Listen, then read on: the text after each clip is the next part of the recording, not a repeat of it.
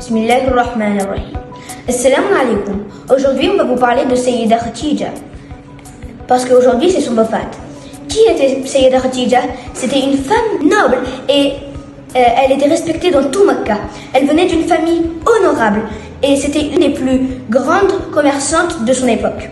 Elle était connue pour sa gentillesse, son intelligence, sa sagesse et elle était humble. Elle a donné beaucoup d'argent aux nécessiteux et aux orphelins. Quand elle a entendu parler du prophète Mohammed sallallahu alayhi wa sallam et de son honnêteté, elle a voulu travailler avec lui. Et en travaillant avec lui, elle a vu le caractère et les qualités de prophète Mohammed sallallahu alayhi wa sallam.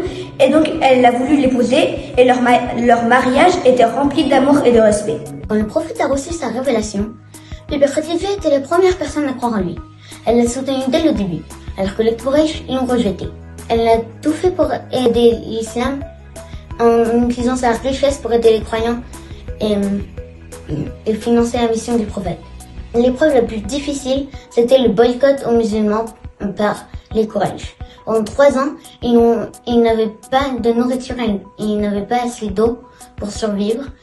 Bibi Khadija a tout fait pour aider au point qu'elle s'est affaiblie. Peu après le boycott, Bibi Khadija est tombée gravement malade et elle est décédée.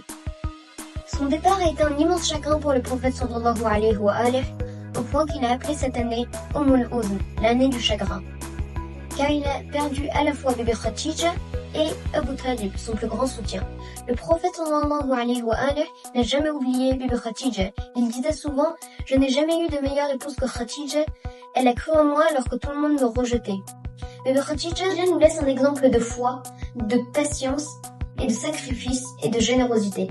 Grâce à elle, l'islam a pu se développer. Elle est aussi la mère de Sayyida Fatima al-Zahra, l'ancêtre des imams. Et elle nous montre un exemple de foi et de sacrifice. À bientôt pour de nouvelles news, Inch'Allah.